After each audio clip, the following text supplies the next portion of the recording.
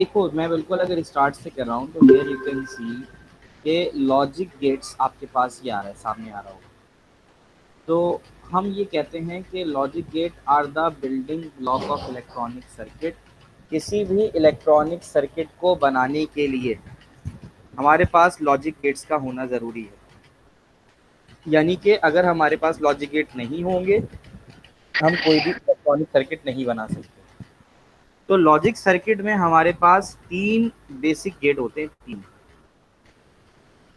तीन हमारे पास basic gate होते हैं।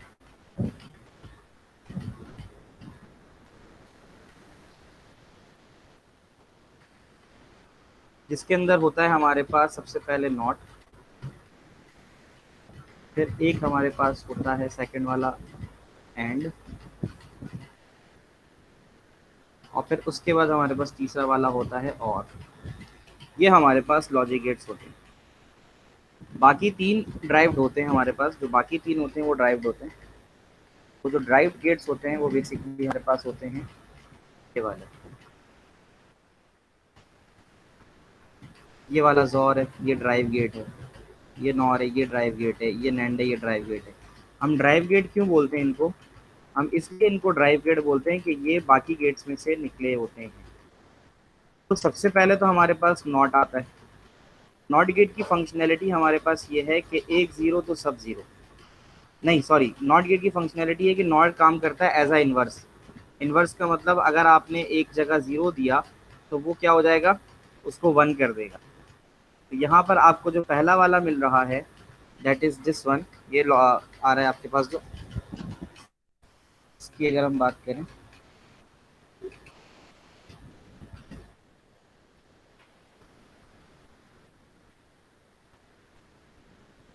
तो ये जो नॉट है ये बेसिकली कहलाता है इन्वर्स गेट। सर ये डिराइव्ड है? नॉट ड्राइव नहीं है, नॉट बेसिक में आता है, ये बेसिक गेट है। B for basic, and B for ठीक है। बेसिक, और बी फॉर बेसिक। ये ड्राइव है, ये ड्राइव है, ये ड्राइव है। नॉट पे नॉट जो होता है ना वो कहलाता है इन्वर्टर। इन्वर्टर इसका मतलब कि अगर आप इस पे ज़ीरो दोगे तो ये वन देगा, वन दोगे तो ज़ीरो देगा। एंड गेट आपका कहता है, एंड गेट कहता है एक ज़ीरो तो सब zero. If one zero, if one zero then all zero.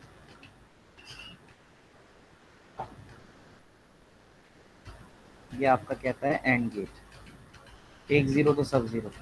और गेट कहता है अगर एक one, if one one then all one. तो ये आपके पास तीन बेसिक गेट तो आपको पहले याद होने चाहिए, बाकी आप उसको ड्राइव करके निकाल लो। ड्राइव से मुराद अगर आप नैंड गेट की बात कर रहे हो, इस नैंड गेट की बात कर रहे हो, तो नैंड गेट का मतलब होता है कि आपके पास जो एंड का रिजल्ट आया है ना, जो भी एंड का रिजल्ट आया है आप उसको उल्टा कर दो तो नैंड हो जाएगा। इसी तरह अगर आपके पास जो भी और का रिजल्ट आया है आप उसको इन्वर्स कर दो तो आपके पास जो है वो नॉन आ जाएगा। अब यहाँ से देखो, कह रहा है कि आपके पास हर लॉजिक गेट या लॉजिक सर्किट की सही वैल्यू फाइंड आउट करने के लिए उसका ट्रुथ टेबल बनाया जाता है। ट्रुथ टेबल में बेसिकली जिस चीज़ की हम बात करते हैं वो होता है उसका possible combination. Possible combination means कि अगर आपके पास, देखो ये याद रखना कि नॉट गेट एक ऐसा वाहिद गेट है जो सिंगल इनपुट सिंगल आउटपुट है। जो नॉट गेट है, नॉट गेट आपके पास जो नॉट गेट है सर और वो, गेट दोबारा बता दें। और गेट में सिर्फ इतना याद रखो एक वन तो सब वन। और ऐसा है कि आपके पास पेपर क्वेश्चन पेपर आता है उसमें लिखा है क्वेश्चन वन करो और टू करो और थ्री करो, तो आप पास कब हो सकते हो, जब इन तीनों में से कोई एक कर लो। तो और ऐसा समझ लो। और एंड वो है जो कंपलसरी है। एंड के अंदर सबका वन आना ज़रूरी है, लेकिन और के अंदर एक भी वन आ जाए तो बात बन जाएगी। तो जैसे आप इसको इस तरह से याद रख सकते हो कि और का मतलब ये है कि अगर एक भी वन आ गया तो सब वन हो जाएगा, और एंड कहता है कि एक ज़ीरो तो सब ज़ीरो। तो जैसे मैंने बताया कि क्योंकि आपका नॉट गेट एक वाहिद गेट है, जो नॉट गेट आपके पास आ रहा है, ये नॉट गेट, ये एक वाहिद गेट है जो सिंगल इनपुट सिंगल आउटपुट है। सिंगल इनपुट सिंगल आउटपुट का मतलब कि अगर आपने नॉट गेट है, नॉट गेट पे क्या पॉसिबिलिटी है कि भाई आप 1 दोगे तो 0 आएगा, 0 दोगे तो 1 आएगा।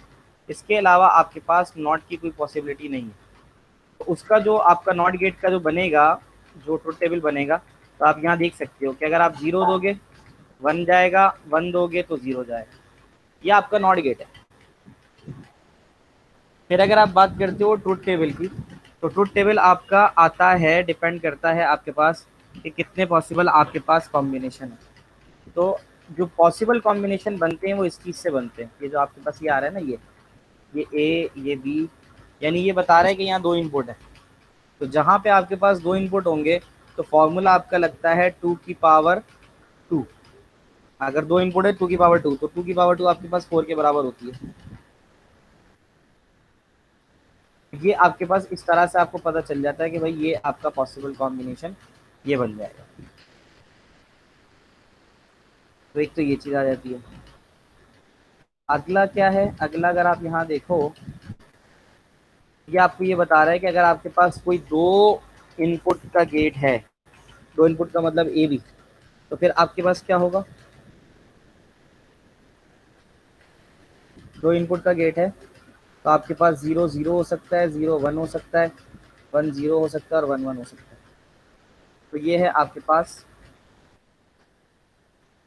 इसका ट्रुथ टेबल फॉर 2 इनपुट। अगर आपके पास 0 0 है, मतलब आपके पास 2 इनपुट हैं, तो 0 0 0 1 1 0 और 1 1। तो ये आपके पास इसका पॉसिबल, सर मतलब एक एक इनपुट से दो पॉसिबिलिटी हो सकती है। एक इनपुट से 2 पॉसिबिलिटी हो सकती है, हाँ ना। जैसे नॉट गेट था, नॉट के ऊपर क्या हो रहा था, एक 0 होगा या तो 1 होगा। तो अगर 2 है तो 2 के ऊपर पॉसिबिलिटी 4 हो जाएगी। ठीक है।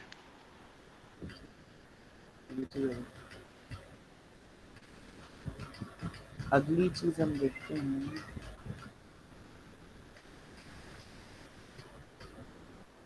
अब इसमें अगली चीज ये है कि अब हमारे पास अगर 4, 2 इनपुट तो हो गए, तो 2 इनपुट का मतलब तो 4 हो गया। अब हमारे पास अगर 3 इनपुट होंगे तो 3 के लिए फिर हम वही 2 की पावर 3 करेंगे। 2 की पावर 3, 2 की पावर 3 8 होता है हमारे पास। तो यहाँ पे आप देखो, ये आपके पास 8 पॉसिबल कॉम्बिनेशन आ गए। तो 8 पॉसिबल कॉम्बिनेशन में आपको तरीका याद रखना पड़ेगा कि 4 0 4 1, इधर 2 0 2 1 2 0 2 1, और फिर 0 1 0 1 0 1। यहाँ पे गलत है, ये 1 होगा, ठीक है। तो 0 1 0 1 0 1 0 1। और अगर आपके पास एक ऐसा इनपुट गेट है, यहाँ पे बेसिकली जैसे ये 8 बना रहा है ना, तो 8 का मतलब ये है कि आपके पास कोई गेट बना हुआ है और उसके पीछे ये 3 इनपुट है, ये बताना चाह रहा है। और अगर 4 पॉसिबल कॉम्बिनेशन की बात कर रहा है, तो इसका मतलब आपके पास कोई गेट बना हुआ है और उस पर आपके पीछे 4 इनपुट है जिसको आपने नाम दिया है ए बी सी डी। ये कह रहा है। तो 4 के लिए अगर आप बनाना चाहो तो आप 4 के लिए क्या बनाओगे, इसका तरीका होता है कि 8 0 आधा कर दो, 8 1 2 0, 4 0 4 1, फिर 4 0 फिर 4 1, फिर 2 0 2 1 करके इसको बना सकते हो। आपको जो याद रखने की चीज़ है ना आपकी, वो याद रखना है आपको। एक तो सिंबल, जैसे नॉट गेट है, तो नॉट गेट का सिंबल ये होता है जिसमें वो ये कहता है कि आपके आउटपुट पे 1 उस वक्त आएगा जब आपका इनपुट 0 हो। अगर आप इसको पढ़ो, देखो लिखा हुआ है कि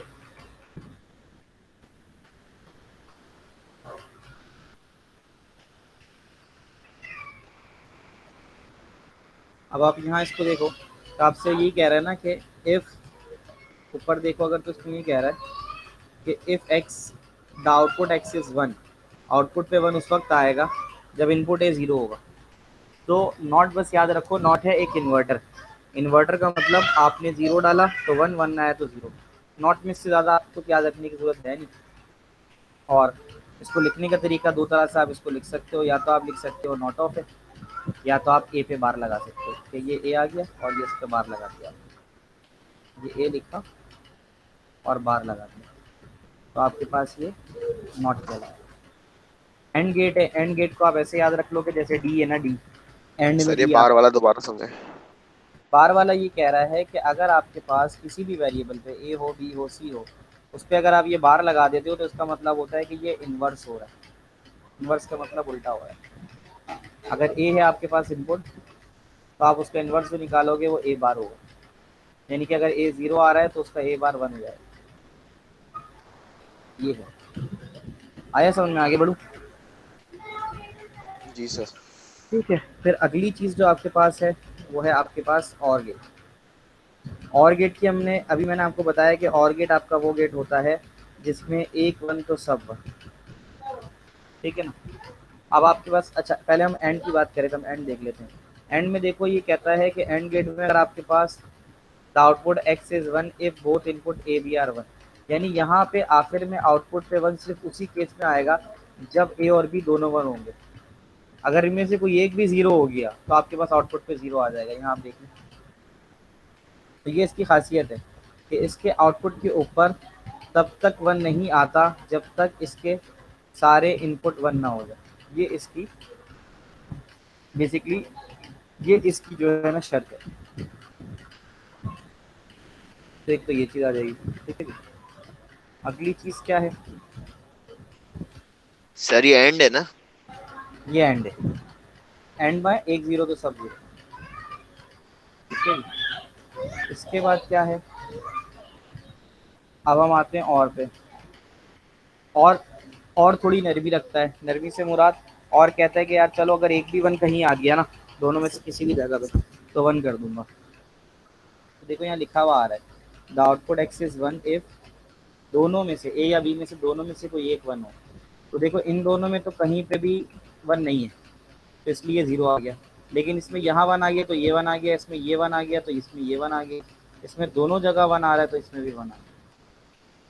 तो और ये कहता है कि भाई अगर एक भी वन आ जाएगा तो वन हो जाएगा। आप ये देख सकते हैं कि ए और बी और प्लस आप इस्तेमाल करते हो और के लिए, प्लस का साइन आप इस्तेमाल करते हो और के लिए, और जो डॉट का साइन इस्तेमाल हो रहा था ऊपर, ये वाला ए डॉट बी, तो डॉट का साइन आप इस्तेमाल करते हो एंड के लिए। तो ये आ गया। तो ये मैंने कहा था कि ये बेसिक गेट्स आपको समझने ज़रूरी हैं। अगर आप बेसिक गेट समझ जाओगे तो बाकी भी समझ लोगे। तो अब इससे निकलता है ड्राइव गेट। ड्राइव का जैसे मैंने बताया था कि एंड गेट का जो भी रिजल्ट आ रहा है उसका नॉट कर दो, उल्टा कर दो। यहाँ लिखा हुआ है कि NAND gate not of AND है। जैसे कि अगर आप ऊपर जाते हो और आप एंड गेट पे देखते हो, एंड गेट का रिजल्ट आ रहा है 0001, गौर से देखो 0001, तो नैंड का हो जाएगा 1110, नैंड का उल्टा हो जाएगा। तो नैंड का रिजल्ट अगर आप देखो यहाँ, ये रहा 1110, तो नैंड उल्टा हो गया। तो नैंड के अंदर आपके पास वन और वन पे जीरो आएगा, बाकी सब पे वन आएगा। ये नैंड है। फिर इसी तरह, अच्छा नैंड को लिखने का तरीका ये है कि जैसे आप एंड लिखते थे ना, ये डॉट बी, वो लिखोगे सिर्फ इस पे बार आ जाएगा। ये देखो ये बार आ रहा है। इसी तरह नॉर की बात करोगे तो नॉर आपके पास क्या होता है, जो और का रिजल्ट आ रहा है, और का रिजल्ट आ रहा है 011, तो ये सर ये समझ नहीं आया, ए डॉट बी पे बार कैसे है। ए डॉट बी पे बार ऐसे आएगा कि क्योंकि आप नैंड कर रहे हो। अगर आप ए डॉट बी लिखते हो तो वो क्या कहलाता है, मुझे ये एंड बताओ? कहलाता है। एंड कहलाता है। तो जब उस पर बार लगा दोगे, बार का मतलब उल्टा करना, तो वो फिर क्या बन जाएगा, नैंड बन जाएगा। इनवर्स हो जाएगा, नेंड हो जाएगा। हाँ, तो बस ये बता रहा था। फिर इसी तरह अगर आप नॉर की बात करते हो तो जैसे मैंने बताया ना कि नॉर क्या है, नॉर आपके पास और का उल्टा है। जैसे आपने लिखा भाई ए प्लस बी, तो उस पर जब बार लगा दोगे तो वो नॉर हो जाएगा।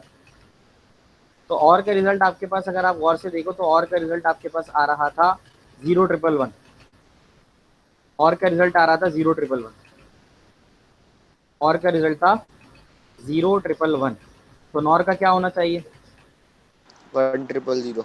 100। देखो ये आ गया 1000, नॉर का रिजल्ट 1000 आ गया। बस ये इसका इन्वर्स हो जाएगा। और आखिर में जो जोर आता है, जोर पे सिर्फ इतना याद रखना कि वो सेम पे जीरो देता है। सेम से मुराद 00 है, 20 है, और अगर 11 है तो 0। क्या लिखा हुआ है, कह रहा है इस पे वन उस वक्त आएगा जब उसमें इन दोनों में से किसी एक पे वन होगा। कह रहे हैं ना the output x is 1 if input a is 1 and input b is 0। या तो a 1 हो जाए और b 0 हो जाए, या फिर a 0 हो जाए और b 1 हो जाए, यानी उल्टा हो जाए, तो वो ज़ोर होता है। तो मैं उसको इस तरह से याद करवाता हूँ बच्चों को कि आप सेम पे 0 अगर लिखोगे, सेम पर 0, तो वो आपका ज़ोर बन जाएगा। यहाँ तक बात समझ में आती है? जी सर। बाकी सब भी ज़रा बताएं मुझे, गुलाम, हमीम, सर बिलाल। अभी आप लॉजिक गेट्स पढ़ा रहे हैं ना? जी जी बिल्कुल। जी सही है, मैं अभी अभी ज्वाइन किया मैंने। सही है। ठीक है, तो गुलाम, हमीम, जिसको नहीं समझ में आए बता दो, अभी तक तो मैं शुरू से पूरा बता रहा हूँ। नहीं उमर, नहीं, लॉजिक गेट तो आ गया समझ में। अब हम अगली उसकी तरफ जाते हैं। मतलब ये तो मैंने आपको बेसिक्स बता दी ना। बेसिक्स के बाद अब असल चीज़ जो है वो जो आपने करनी है वो है कि इसके ऊपर आप इसको सॉल्व कैसे करोगे अगर आपके पास आ जाता है। तो है आसान सा, थोड़ा सा बस दिमाग लगा के रखो अपना यहाँ कि ये तो हो गया लॉजिक गेट। अब इसमें एक चीज़ आती है कि आपको एक सर्किट गिवन होता है। जैसे ये सर्किट आ रहा है आपके पास, ठीक है। अब इस सर्किट पे आपको ट्रूथ टेबल बनाना है। सर्किट से ट्रूथ टेबल बनाने के लिए सबसे पहले आपको ये देखना पड़ता है कि मेरे पास नंबर ऑफ इनपुट कितने हैं। अगर मैं इस वाले सर्किट को जो आपके सामने स्क्रीन पर आ रहा है ना, ये अगर यहाँ पे इसको देखूँ तो मेरे पास यहाँ पे ये 3 इनपुट आ रहे हैं, ए बी और सी। ए बी और सी, इसमें सबसे पहले ए बी आपस में एंड हो रहे हैं, तो मैं लिख सकता हूँ A dot B, A dot B. इसी तरह सी की बात कर रहा हूँ तो बी, ये देखो ये बी से आ रही है लाइन, ये बी और ये सी है, तो बी प्लस सी हो रहा है, और ये नॉर है तो इस पर इन्वर्ट आ जाएगा। तो पहले ए डॉट बी करूँगा, फिर बी प्लस सी करूँगा, फिर इन दोनों के रिजल्ट को आपस में और करूँगा। यहाँ से अगर आप गौर से देखो तो इसको करने का स्टेप बाय स्टेप प्रोसीजर ये है कि आपके पास अगर यहाँ पे तीन इनपुट आ रहे हैं, तो तीन इनपुट के लिए सबसे पहले तो आपको क्या बनाना पड़ेगा? सबसे पहले आपको बनाना पड़ेगा इसका ट्रूथ टेबल। तो इसका ट्रूथ टेबल बनाने की एबीसी तो हो गया। तो इसमें वो यही कह रहा है कि आप इसको पहले अगर आप सॉल्व करना चाहते हो तो इसको पार्ट्स में डिवाइड कर दो। उसने कहा एक पहला वाला हिस्सा जिसमें ए और बी आपस में एंड हो रहे हैं, इस वाले हिस्से को कह रहा है, जो इस वाले हिस्से को कह रहा है कि ये आपस में एंड हो रहे हैं, इसको अलग कर लो। देखो उसने इसको अलग करके यहाँ पे ऐसे लिख दिया। और फिर दूसरा हिस्सा जिसमें बी और सी आपस में नॉर हो रहे हैं, ये नॉर गेट है, ये एंड गेट है। तो सेकंड पार्ट जिसके अंदर बी और सी आपस में नॉर हो रहे हैं, तो इसने दो पार्ट अलग, पार्ट वन में इसने इन दोनों को उठा लिया। इन दोनों को उठाने के बाद पहले वो ए डॉट बी करेगा, एंड का मतलब होता है डॉट। तो ए डॉट बी के लिए उसने ए को लिया और बी को लिया। अब जरा गौर से देखो, जो सी लेके आ रहा है जिसको वो पी कह रहा है ना यहाँ पे, अच्छा ए बी सी का तो आपको पता है वो वैसे ही बनता है जैसे मैंने ऊपर बताया कि 4 0 4 1 2 0 2 1 2 0 2 1, फिर 0 1 0 1 0 1। ये आपके पास पेपर में गिवन होगा। आपको असल क्या करना है, आपको पी निकालना है। अब जरा गौर से देखो, ये जो पी बन रहा है, पी ये बन रहा है ए और बी को एंड करके। एंड का मतलब एक जीरो तो सब जीरो। नीचे आके देखो जरा,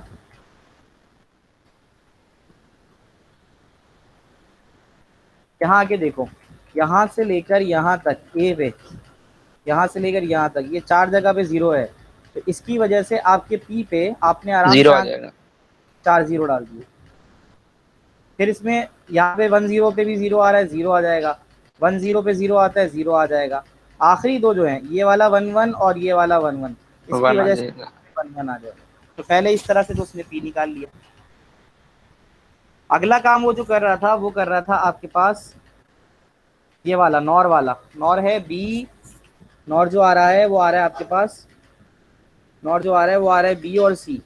यानी आपने लिखा बी, आपने किया प्लस, आपने लिखा सी, और फिर उसको आपने बार करके उल्टा कर दिया। तो पहले तो आप बी और सी को प्लस करो। तो बी और सी को प्लस करने के लिए आप क्या करोगे, नीचे आ जाओ। बी और सी को प्लस करके उल्टा करना है। तो मैं अगर यहाँ पे इसको थोड़ा सा पहले इरेज कर लूँ, क्लियर हो जाए।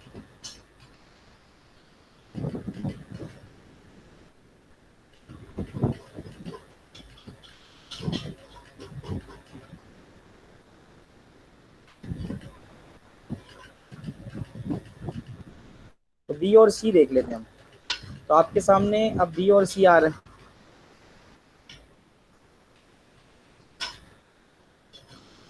अब बी और सी को अगर आप देखो, अच्छा यहाँ पे क्योंकि ये कंसीडर कर रहा है कि आप थोड़े अच्छे एक्सपर्ट टाइप के लॉजिक गेट सॉल्व करने वाले हो, तो इसलिए वो डायरेक्ट बी प्लस सी का बार भी निकाल के दे रहा है। तो हम इसको देख ले, देखो बी प्लस सी का मतलब है ये बी देखा आपने और ये सी देखा। बी प्लस सी का मतलब ये है कि कोई एक वन आ जाए तो बात बन जाए, लेकिन क्योंकि नॉर है तो उल्टा हो जाएगा। जीरो और जीरो, आंसर तो जीरो देता है लेकिन उल्टा होने के बाद वो वन हो जाएगा। वन हो जाएगा। फिर इसी तरह जीरो वन वन देगा लेकिन उल्टा होकर जीरो आ जाएगा। वन और जीरो वन देगा लेकिन जीरो उल्टा होके आ जाएगा। वन और वन वन होगा लेकिन उल्टा होके जीरो हो जाएगा। फिर जीरो और जीरो जीरो होगा लेकिन उल्टा होके वन हो जाएगा। जीरो वन वन होगा उल्टा होके जीरो हो जाएगा। वन जीरो वन होगा उल्टा होके जीरो हो जाएगा। वन वन वन होगा उल्टा होके जीरो हो जाएगा। तो इस तरह से उसने अगर ये नॉर की जगह और होता तो फिर इन्वर्स नहीं होता ना। फिर इनवर्स नहीं होता। हाँ बिल्कुल। सही है। अच्छा जी, ये हो गया। इसके बाद अब हम देख लेते हैं, ये हमारा एक पार्ट था जो उसने यहाँ पे कर दिया, ये वाला पार्ट हो गया। अब इसका अगला पार्ट ये है कि जो तुमने बी सी निकाल, ये जो पी और क्यू निकाला है, इसको पी और क्यू तुमने निकाल लिया है। तो ये पी और क्यू को यहाँ पे क्या कर रहा है, और कर रहा है। अगर गौर से देखो कि जो तुम्हारा पी है और जो तुम्हारा क्यू है, ये क्या हो रहा है आपस में, और हो रहा है। तो तीसरे पार्ट के अंदर वो ये करेगा, अच्छा नहीं उसने पहले वो नहीं किया, उसने हाँ और ही कर रहा है ना, सही है। उसने पी और क्यू को और किया। और करने का मतलब है उसने ये पी लिया और ये क्यू लिया, और इन दोनों में चेक किया कि यहाँ कहीं पे भी अगर वन मिल रहा है मुझे तो मैं वन कर दूँ। तो मैं इसको ज़रा थोड़ा सा रिमूव कर देता हूँ। और अब तुमने ये करना है बेटा कि पी और क्यू में देखना है कि वन कहाँ कहाँ आ रहा है। अगर आप गौर से देखो, पी और क्यू में वन वन, एक ये वाला वन आ रहा है, पी और क्यू में यहाँ पे वन आ रहा है, पी और क्यू में यहाँ पे वन आ रहा है और यहाँ पे वन आ रहा है। तो गौर से पोजीशन याद रख लो, पहली पोजीशन, पांचवी पोजीशन, सातवीं पोजीशन और आठवीं पोजीशन। अब ज़रा स्क्रॉल करके नीचे जाएंगे तो हम देखेंगे कि पहली पोजीशन, यहाँ देखो, पहली पोजीशन, पांचवी पोजीशन, सातवीं पोजीशन, आठवीं पोजीशन, उसके ऊपर हमें वन मिल गया। तो इसका मतलब हो गया हमने ये वाला टास्क भी कर लिया, ये वाला, दैट इज पी क्यू। हम कहाँ तक आ चुके हैं, हम यहाँ तक आ चुके हैं। हमने यहाँ तक इसको सॉल्व कर लिया है, इस हिस्से तक। अब ये जो रिजल्ट आ रहा है इसको हमें, ये देखो ये पूरा लंबा सी और इसको सी के साथ, जो भी रिजल्ट आ रहा है उसको सी के साथ जॉर कर, और जॉर का मतलब होता है सेम पर जीरो। ठीक है। तो जो रिजल्ट आया उसको सी के साथ जॉर करा दो। तो जो रिजल्ट आया है, मैं कह रहा हूँ मेरा रिजल्ट है ये मेरा रिजल्ट है, याद रखना। उसको सी के साथ, सी की आखिरी वैल्यू तुम्हें याद होगा होती है 01010101। तो मैं इसको ज़रा यहाँ पर अगर सी की वैल्यू यहीं लिख दूँ ताकि आसानी हो जाए, 010101 और 01। अब आप इन दोनों को देखो, इन दोनों में ये और ये सेम नहीं हो रहे, तो सेम पर जीरो आता है। जब सेम नहीं है तो वन आएगा। इसी तरह सेकंड वैल्यू 0 और 1 है, सेम नहीं है तो 1 आएगा। थर्ड वैल्यू सेम है तो 0 आ जाएगा। फोर्थ वैल्यू सेम नहीं है तो 1 आ जाएगा। फिफ्थ वैल्यू सेम नहीं है तो 1 आ जाएगा। सिक्स वैल्यू सेम नहीं है तो 1 आ जाएगा। सेवन्थ वैल्यू सेम नहीं है तो 1 आ जाएगा। और आखिरी वैल्यू सेम है तो 0 आ जाएगा। तो उस हिसाब से सर आप ये 0 0 सेम तो है। कौन से वाले की बात कर रहे हैं? 6 है शायद, आपने 1 लिखा है।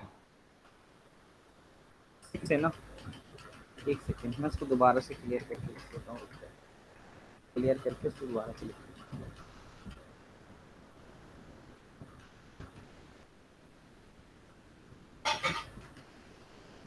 सर सही बनाई थी।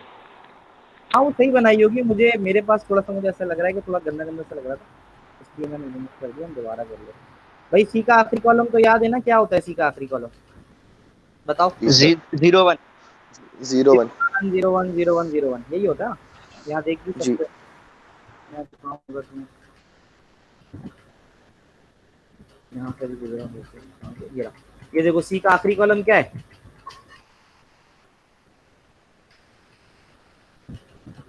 01। एक सेकंड देखो, सी तुम्हारे सामने आ रहा है 0 1 0 1 0 1 0 1। तो अब मैं वापस आता हूँ यहाँ पे, पी क्यू तो हो चुका था मेरे पास और आर आ रहा था। हाँ, तो मुझे आखिरी वाले को जो है ना, बस आर वाले को इसको सॉल्व करना रह गया मेरे पास।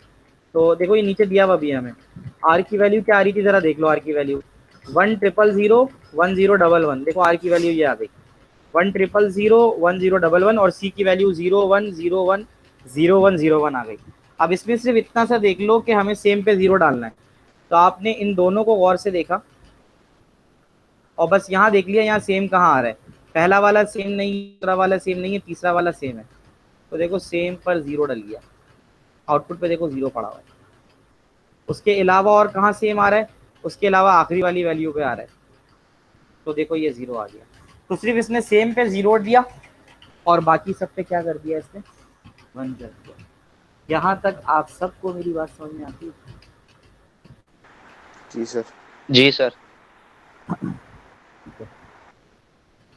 अच्छा जी, इसके बाद हम अगला काम करते हैं।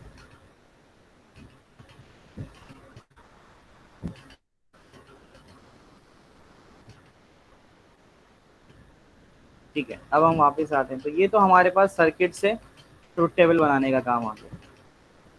फिर इस तरह की इसकी एग्जाम्पल्स दी हुई थी जो मैंने कहा था सॉल्व करनी है। आज आप एक्स्ट्रा क्लास लेने बैठे हो, अगर आपको अच्छे से पढ़ना है तो आपको ये करना होगा कि एक्टिविटी 3.2 की जो एक्सरसाइजेज हैं वो आपने सॉल्व करना है। तो आप सॉल्व कर लोगे, आपको चीज़ें क्लियर हो जाएंगी।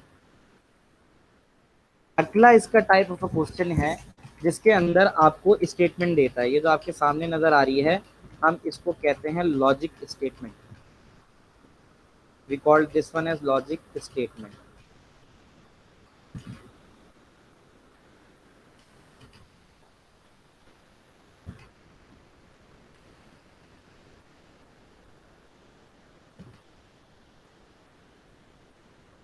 तो लॉजिक स्टेटमेंट को यहाँ से हम देखते हैं, ये पूरा जो पार्ट है ना यहाँ से लेकर यहाँ तक, ये आपका लॉजिक स्टेटमेंट है। इसको आप लिखते हो लॉजिक स्टेटमेंट। तो लॉजिक स्टेटमेंट में बहुत आसान है, सिर्फ इतना याद रखना कि किसी भी चीज़ पे नॉट लगा हुआ है तो उसका मतलब है वो ज़ीरो है। जैसे V1 तो ठीक है, लेकिन C is equal to not of 1 है, तो इसका मतलब है C की वैल्यू ज़ीरो है। वो ये समझाने की कोशिश कर रहा है। तो आप उसको और किस तरह से किस तरह से लिख सकते हो, वो नीचे देखो डिफाइन भी किया हुआ है। तो वो ये कह रहा है कि अगर आपने लिखा है A1 का मतलब है ए जैसा है वैसे ही लिख दो। एंड आपको पता है डॉट को कहते हैं, और B is equal to not of 1। तो B is equal to not of 1 का मतलब है B ज़ीरो है, तो आपने B के ऊपर बार लगा दिया। और का मतलब होता है प्लस लगाना, आपने प्लस लगा दिया। B1 का मतलब ये B अपनी जगह पे, एंड होता है डॉट, और C0 का मतलब होता है C पे बार। सर ये समझ नहीं आया, दोबारा समझे। बार समझा देते हैं। इसमें जो सबसे पहले आपके सामने लिखा हुआ है इसको क्या कहते हैं, ये बताओ। ये बताया ना मैंने, जो लिखा हुआ है उसको क्या कहते हैं? क्या चीज़ सर? ये जो मैंने अभी सर्कल किया हुआ था, हाईलाइट किया था, इसको क्या कहते हैं? स्क्रीन आ रही है ना सामने? जी सर आ रही है। तो इसको क्या कहते हैं जो A is equal to 1 and B is equal to not of 1 लिखा हुआ है, इसको क्या बोलते हैं? एक बोलियन। इसको लॉजिक स्टेटमेंट कहते हैं। लिखा हुआ है मैंने यहाँ पे, देखो। अच्छा। सही इसको हम सर। लॉजिक स्टेटमेंट कहते हैं। तो मुझे लगा लॉजिक, पूछना कौन सा गेट है। नहीं नहीं, लॉजिक स्टेटमेंट है ना। तो लॉजिक स्टेटमेंट में करना क्या होता है आपको, लॉजिक स्टेटमेंट में करना ये होता है आपको कि आपको इसको रीड करना होता है प्रॉपर वे में।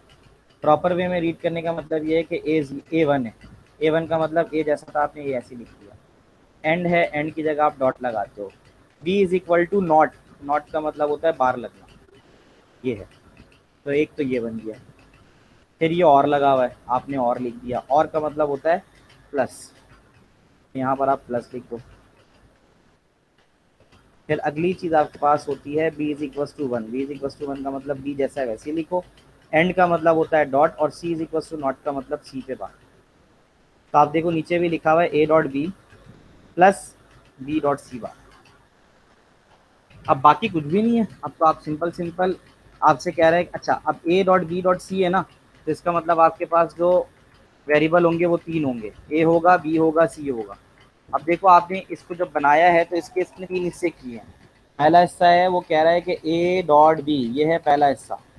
दूसरा हिस्सा है ये प्लस साइन, और तीसरा हिस्सा है ये बी डॉट सी साइन।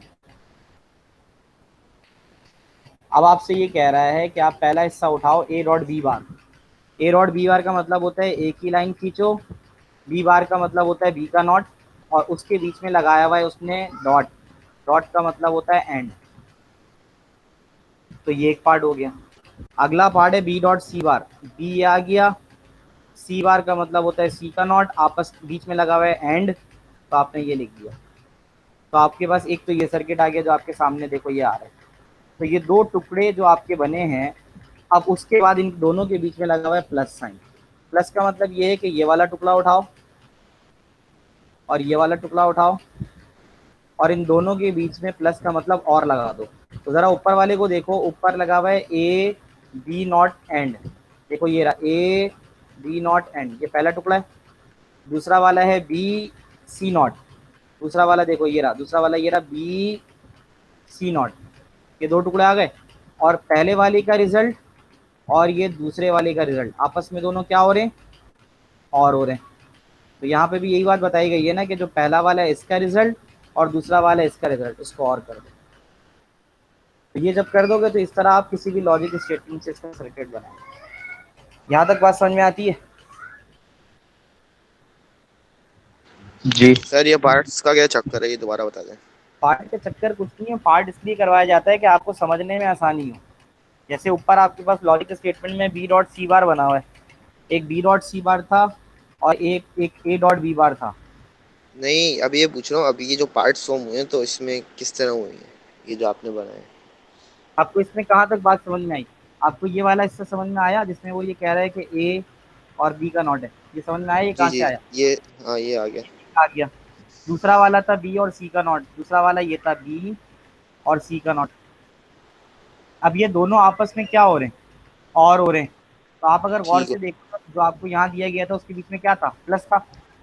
ठीक। प्लस साइन नजर आ रहा है, तो उसके जी बीच जी में आ रहा प्लस है। था। प्लस साइन का मतलब होता है और गेट, ठीक है। प्लस साइन का होता है और गेट। तो यहाँ तक मेरे हिसाब से काफ़ी है इतना पढ़ना। उसकी वजह ये कि ज़्यादा पढ़ोगे तो पिछला सब चला जाएगा। तो अगर ठीक है। आप ठीक से इसको भी यहाँ तक पढ़ लेते हो ना, तो आपकी तकरीबन काफ़ी चीज़ें आपकी क्लियर हो जाएंगी आपकी। तो इसको नेक्स्ट क्लास से पहले ना ज़रा बुक से एक्सरसाइज को पढ़ के ज़रूर देखना। जब आप ठीक है। करोगे तो आपको डेफिनेटली चीज़ें बेहतर समझ। ठीक है, फिर और ज़रूरत होती है तो फिर हम आगे और क्लास एक्स्ट्रा देते हैं। ठीक है भाई, एनी ठीक है। क्यूरी, अगर कोई क्यूरी है तो पूछ लो, और अदरवाइज क्लास ऑफ कर देते हैं। यार आप ऐसी फ्राइडे को रख लिया करें क्लास। रख लेंगे, मुझे मसला नहीं है आप, लेकिन पहले थोड़ा सा बस आपकी तरफ से मुझे एक हेल्पिंग हैंड ये चाहिए होगा कि आप बैठ के थोड़ा पढ़ लो। आप जी मतलब सर, जैसे ठीक। तो उसकी पीछे के देखो, आप जब खुद बैठोगे ना आपको लगेगा यार ये तो इतना आसान सा था, मुझे समझ ही नहीं आ रहा था। आप पहले खुद बैठो तो फिर जब आप बैठोगे तो ठीक। चीज़ें क्लियर होंगी आपको। ठीक है जी, अल्लाह हाफिज़। अल्लाह अल्लाह हाफिज़। अल्लाह हाफिज़।